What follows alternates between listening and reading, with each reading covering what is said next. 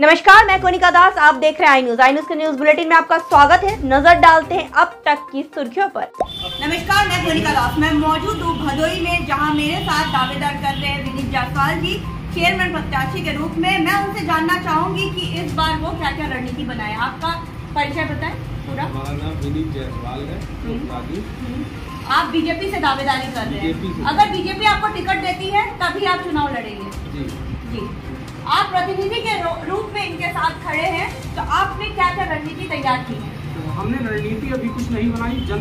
मैं जनता के बीच से हूँ, हम जनता के बीच से ही आते। जनता चाहती क्या है, हम उस चीज़ों को हमेशा सोचते हैं कि हमारे बीच स्वास्थ्य सेवाएं, शिक्षा का स्तर और पढ़े बेटियां पढ़े बेटियां, जो सरकार का नारा है। सरकार चाहती है कि महिला सुरक्षा पे खासा ध्यान रहे। हम देते हैं महिला संबंधी अपराध प्रदेश में देश में नहीं बढ़ते, हमारे आपके बीच से बढ़ के जाते हैं। आपके भदोई में जब सर्वे किया गया तो स्वास्थ्य की दृष्टि से काफी पिछड़ा पाया गया, तो स्वास्थ्य को किस तरह नए आयाम देना चाहेंगे आप? बिल्कुल, स्वास्थ्य सेवाओं को जैसे हमारे स्वास्थ्य मंत्री जी ब्रजेश पाठक जी हैं, तो उन्होंने जिस तरह से मॉनिटरिंग की है स्वास्थ्य विभाग की, चाहे जैसे वो आते हैं अंधेरे में किसी भी समय वो स्वास्थ्य महकमे में हड़कंप मच जाता है, तो कहीं ना कहीं स्वास्थ्य महकमा अब धीरे धीरे लचर व्यवस्था जो थी वो सुधर रहा, पटरी पर आ रहा है। मगर यहाँ पर अगर देखे जाए तो हम कह लें कि अंधों के शहर में चश्मा बेचना, जैसे अब यहाँ का जो भी अस्पताल है, कई ऐसे 100 बेड के अस्पताल बना लिए गए और कई ऐसे वो आज भी लचर है, वहाँ कुत्ते लेटते हैं वार्ड। अच्छा, आपका नाम बताएं। मेरा नाम चंद्रपाल राय। चंद्रपाल जी, आपको नहीं लगता है जब चुनाव आता है तो लोग बड़े बड़े वादे करते हैं, लेकिन जब चुनाव खत्म हो जाता है तो सारे वादे धराशायी हो जाते हैं, जमीनी हकीकत कुछ और बयां होती है?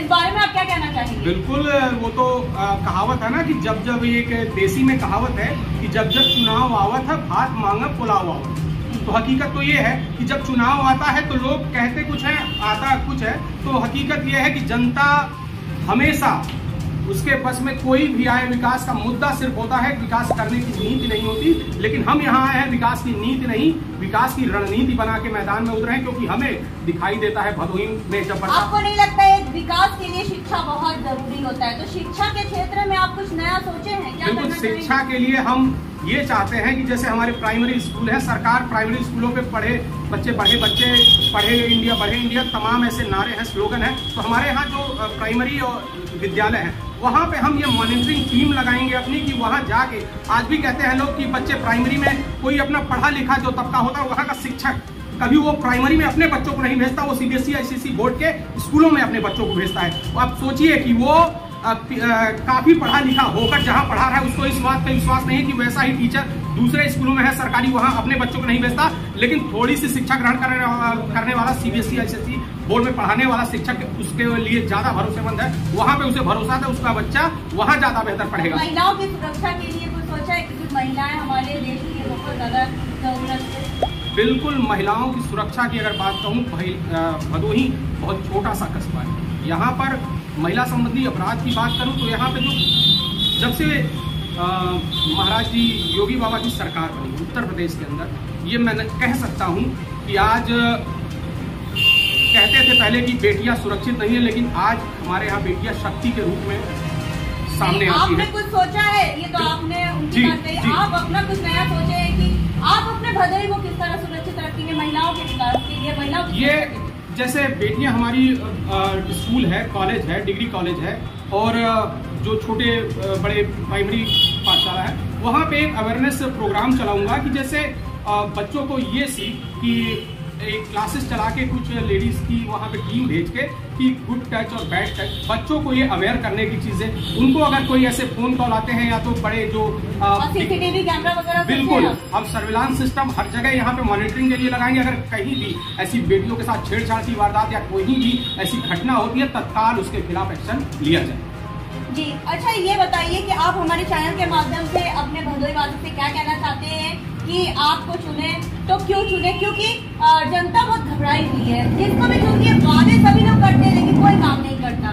तो आप हमारे चैनल के माध्यम से उनसे क्या कहना चाहेंगे अगर वो आपको चुने तो? बिल्कुल, हम ये नहीं कहते कि हम बेहतर हैं, हम ये नहीं कहेंगे कि हम बेहतर हैं। वो जनता आज समझती है कि बेहतर कौन है। हमारे पास वादा नहीं है, इरादा है। हम काम करने के वादे से नहीं, इरादे से आएंगे, क्योंकि हमें दिखाना है, यहाँ पर काम करके दिखाना है। ये सब आएंगे, सब यही कहेंगे कि मैं विकास पुरुष, मैं समाज सेवी। अरे हर साल चुनाव 5 साल पे होते हैं, कहाँ का विकास, कहाँ का समाज सेवा, कहाँ का विकास, क्या हुआ है? अरे होगा तो अब जब हम आएंगे मैदान में तब। हमारे साथ विनीत जी थे, जिनका साफ तौर पे कहना था, इनके प्रतिनिधि के रूप में इन्होंने बात की है। चंद्रपाल जी ने साफ तौर पे कहा है कि ये वादों पे भरोसा नहीं करते, हकीकत पे भरोसा करते। इनकी कथनी और करनी में कोई अंतर नहीं पाया जाएगा।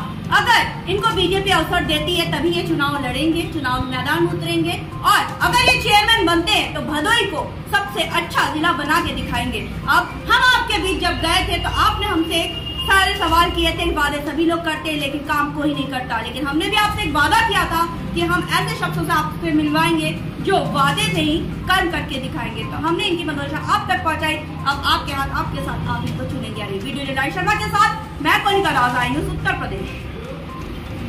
तक के बुलेटिन में बस उतना ही। बने रहिए आई न्यूज़ के साथ, हर खबर पर पहली नजर। आप हमारे चैनल को लाइक कीजिए, सब्सक्राइब कीजिए और हाँ, बेल आइकन को दबाना मत भूलिए।